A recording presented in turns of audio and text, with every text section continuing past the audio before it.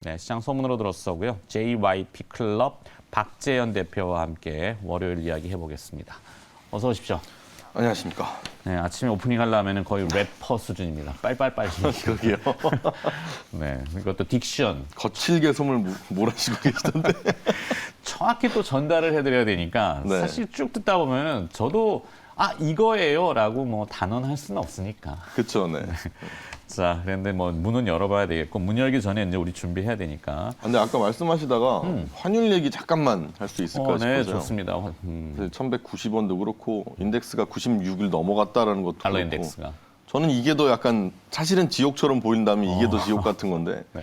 조금은 안심하시라는 말씀을 좀 드리고 싶어서 오. 이 얘기를 좀 꺼내는 건데요. 네.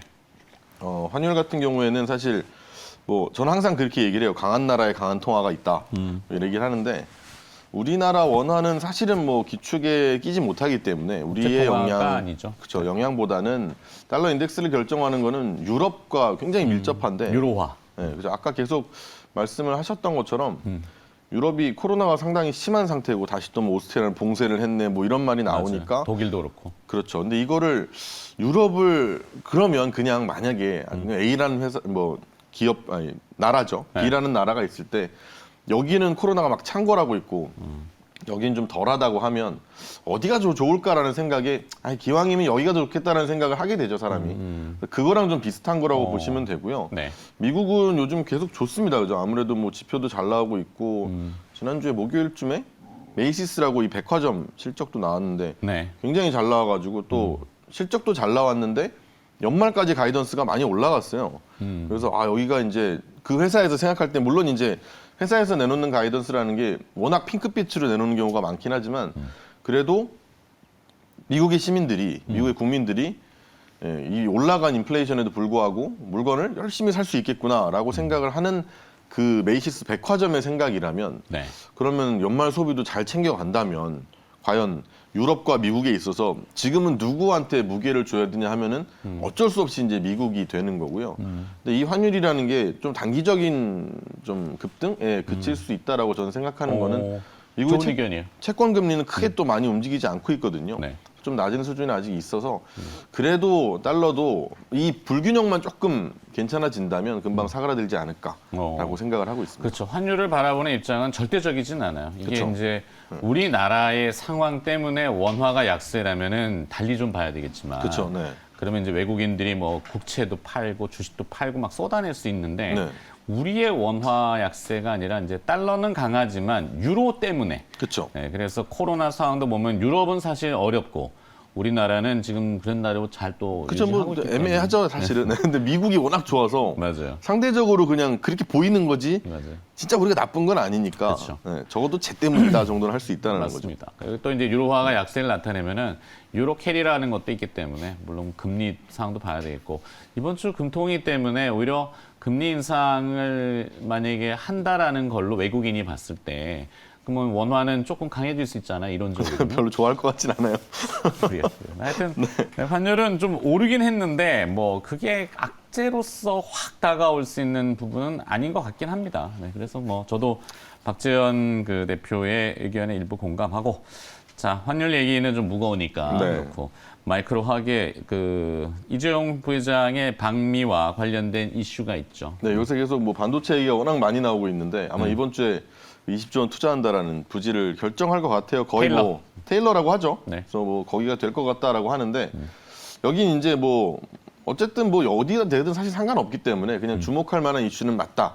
이제 파운드리 쪽으로 좀 생각을 하셔야 된다라는 것도 있는데 이 얘기가 한참 나오면서 이제 같이 나온 이야기들이 이제 뭐 5G라든지 네. 뭐 바이오라든지 이런 얘기가 나오고 있는데 이번에 5G보다는 6G 아닐까.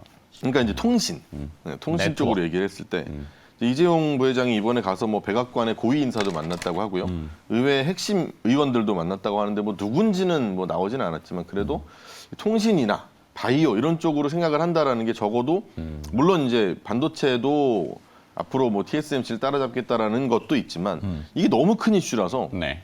뭐 통신 이름 막 통신은 무슨 이렇게 할 수 있는데 네. 사실은 주목을 해서 보실 만한 게 충분히 있지 않나. 특히 금요일에 이 장비주들의 반등이 상당히 심했기 때문에 국내에서. 국내 장비주들의 반등이 엄청 셌습니다. 지금도 뭐 화면에 나오는데 네. 어마어마하죠, 그죠? 그렇죠. 네, 사실은 그래서- 뭐 메타버스나 뭐 가상화폐나 블록체인이나 이쪽이 워낙 뜨겁고 네. 바톤을 이제 또 컨텐츠인 지옥이 지금 이어받긴 했는데 불나방 수급은 아마 저쪽에서 조금 움직일 것 그쵸, 같고 네.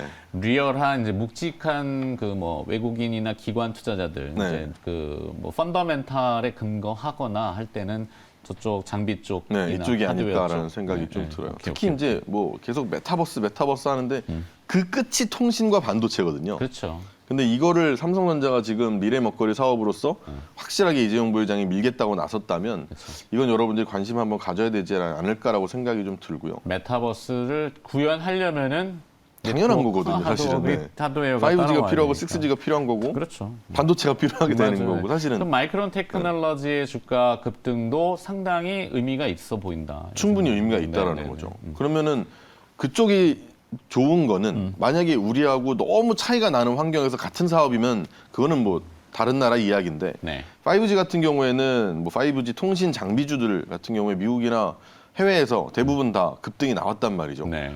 그러면은 하반기부터는 지금까지 계속 미루고 이게 언제예요 벌써. 사실 작년부터 계속 한다 했다가 찔끔하다가 또 말았다가 계속 했는데 이제는 좀 하지 않냐라고 하게 된다면 그리고 특히 이제 이번 이재용 부회장이 가서 버라이즌도 만나서 이야기를 했기 때문에 네. 아마 투자를 좀 본격화하게 된다면 우리 5G 뭐 6G 장비주들이 네. 왜 못 따라가냐 이런 거죠. 왜 우리만 이런 상황에 있어야 돼라고 충분히 얘기를 할 수가 있는 거고요. 그렇죠. 네, 그러면은 재료가 완전히 동일하다는 입장에서 뭐 우리나라 이 정도 디커플링 나는 것도 이해하는데 또 이렇게 나겠습니까? 그죠? 이거 마지막 아니겠어요? 그렇죠. 그러면 이제 통신주들도 사실은 이제 바닥이다는. 저 장비주들이 충분히 올라갈 수 있다라는 생각이고 바이든이 이제 원래는 이제 대통령 선거를 할 때만 해도 이 통신 쪽은 트럼프의 그 수혜주로 좀 엮였었어요. 근데 뭐 막상 되고 나니까 사실 이게 세월의 흐름이고 시대의 흐름이라 바이든도 통신을 굉장히 좋아하는 편입니다. 그렇죠. 뭐 인프라에 또 뭐. 그렇죠. 미국 정부에서도 직접적으로 이제 인프라 투자한다 그러고 뭐 5G를 넓게 이렇게 해가지고 다들 쓸 수 있게. 사실 미국은 우리나라처럼 이렇게 통신 좋은 나라가 아니죠. 그렇죠. 워낙 땅이 넓으니까. 네. 근데 이거를 이제 꽉 채우겠다라는 생각을 갖고 있는 또 정부기 때문에 이것도 충분히 우리한테는 수혜가 될 수 있을 그러게요. 것 같고요. 사실 통신 이슈 때문에 통신 장비, 뭐 화웨이가 뭐 중요겠지만 네. 미중 간의 그 이 알력 싸움의 근거는 그런 보안. 그렇죠. 이잖아요. 국가의 보안 문제가 중국이 자꾸 넘어오니까 그거를 뭐 문제 삼아서 이렇게 일이 커진 것 같기도 한데 우리나라가 그래요. 삼성 이재용 부회장이 간 의미도 나름의 앞으로 미래의 통신 관련돼서는 주류적으로 또 굵직한 이슈들이 있을 수 있겠다. 네. 기업은 그래서 오늘 뭘로? 삼성하고 좀 관계가 좋은 회사들이었으면 하는데 이노와이어리스하고 이노 와이어리스, 네 그리고 RFHIC라고 하는 RFHIC. 이 두 회사가 있는데 그거 한번 들어보죠. 네, 일단은 뭐 둘 다 사실 좀 비슷한 건 일단 3분기에 잘 못했고요. 4분기부터 턴어라운드가 나온다라는 예상은 다 똑같은 사실 장비주가 다 비슷합니다. 네. 사실 삼성하고 일 안 하는 회사가 거의 없고요. 네. 그리고 삼성하고 일하는 회사들은 3, 4분기가 사실 비수기인데 장비 업체들이 모든 장비 그죠. 대부분 3분기 잘 안 됐고 4분기 살짝 턴어라운드 내년에 엄청 좋다. 이게 다 똑같아요, 사실은. 근데 이제 뭘 하느냐 뭐 이런 정도 차이일 것 같은데요. 이노와이어리스 같은 경우에는 이제 삼성전자가 버라이즌에 이번에 이제 가가지고 얘기를 하기도 했고 네. 그리고 이전부터 링크셀이라고 해가지고 28GHz짜리 인빌딩률 스몰셋이라고 해요. 그래서 이게 스몰셋이 뭐냐면 잘 안 터지는데 네. 저기 끝에 요만하게 조그맣게 넣는 초소형인데 근데 요만해요. 요만한 초소형을 이제 갖다 놓는 셀을 얘기를 하는 건데요. 그거를 이제 하고 있기 때문에 버라이즌으로 나가는 거를 이노와이어리스에서 수주를 받아서 삼성을 통해서 할 수 있지 않느냐.